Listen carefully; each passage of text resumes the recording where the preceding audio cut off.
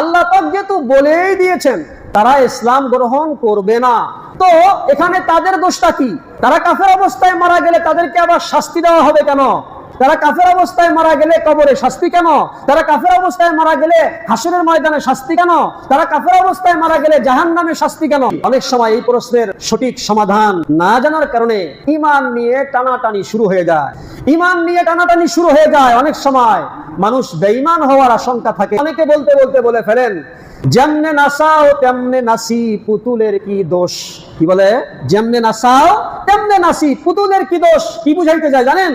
এই আয়াতের ভুল ব্যাখ্যা বুঝেছে তারা বলতে চায় সাওয়াউন আলাইহিম আনযারতাহুম আম লাম তুনযিরহুম লা ইউমিনুন।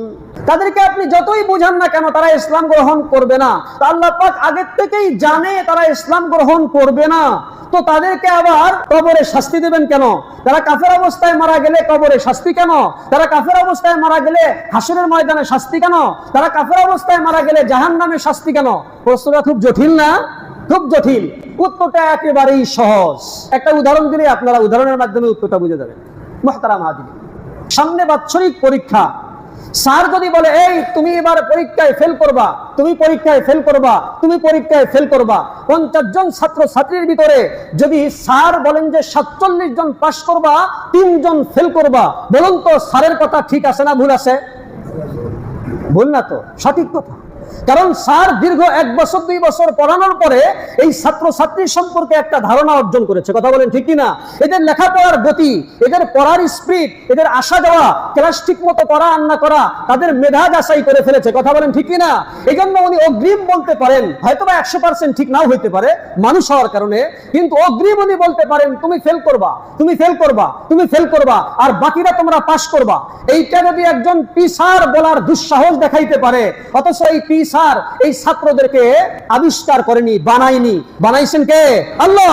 আল্লাহ পাক রব্বুল আলামিন আগের থেকেই জানাটা কি অপরাধ হবে? যদি এই টিচারের আগের থেকে জানাটা অপরাধ না হয়, আল্লাহ যিনি আমাদেরকে সৃষ্টি করেছেন তার অগ্রিম জানাটা কি, এটা কি অন্যায় হয়েছে? খেয়াল করুন। এবার যেই 3 জন ছাত্র ছাত্রীকে মাস্টার বলেছিল তুমি ফেল করবা, তুমি ফেল করবা, তুমি ফেল করবা, এই 3 জন ছাত্র ছাত্রী অভিভাবকরা এসে মাস্টারকে বলতেছে, আপনি বলার কারণেই তো আমার ছেলে ফেল করেছে, আপনি বলার কারণেই তো আমার ছেলে ফেল করেছে। কথাটা ভুল না ঠিক? কথা বলেন। শিক্ষক বলার কারণে সে ফেল করেছে? না, অসম্ভব। তোমার কর্মদোষে তুমি ফেল করেছো। শিক্ষক তার অভিজ্ঞতার আলোকে বলে দিয়েছে তুমি ফেল করবা। কথাটা বুঝাইতে পারছি? আরেকটা উদাহরণ দিই। একজন বিজ্ঞ ডাক্তার রোগীকে দেখে বলতেছে, তোমার তো এই এই সমস্যা হয়েছে। সব সমস্যা রোগীকে বলে না, রোগীর আত্মীয় স্বজন যারা এসেছে তাদেরকে বলে একে বাড়ি নিয়ে যান, বেশি দিন টিকবে না। সময় দেয় ধরেন 1 মাস, হয়তো বা 35 দিনের দিন মারা যায়।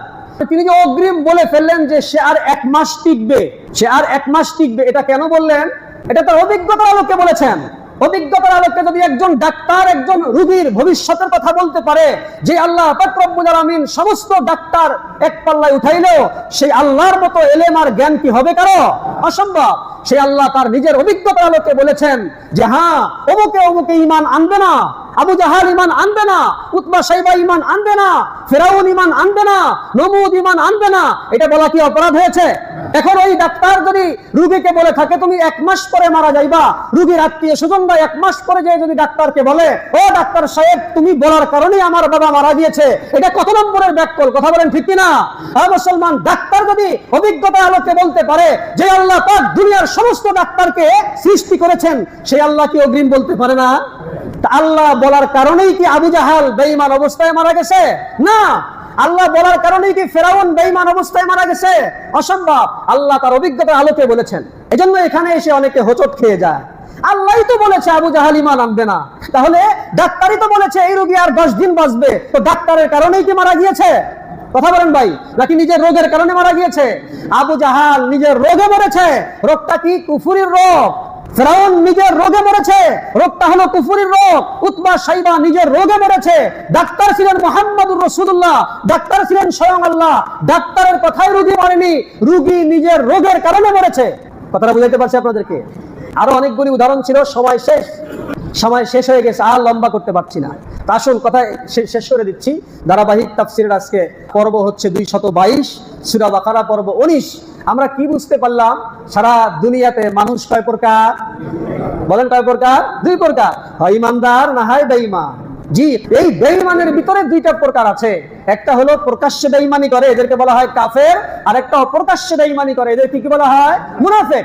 এই প্রকাশ্যে যারা বেঈমানি করে এরা আবার দুই প্রকার, সাধারণ কাফের যারা ইসলাম সম্পর্কে জানে না, হক বাতিল সম্পর্কে বোঝে না, ভুলের ভিতরে আছে, এদেরকে দাওয়াত দিলে এক সময় তারা ইসলাম কবুল করবে। এই জন্য অনেক হিন্দু খ্রিস্টান ভাইরা মুসলমান হচ্ছে। কিন্তু আরেক প্রকার আছে যারা দৃঢ় সিদ্ধান্ত নিয়েছে, এদেরকে আজরাইল এসে বুঝালেও তারা বুঝবে না, মানবে না। এটা কি আল্লাহর দোষে না নিজের দোষে? নিজের দোষে। আল্লাহ পাক আমাদেরকে তাফসীর বুঝে সেই অনুযায়ী আমল করার তৌফিক দান করুন, আমিন।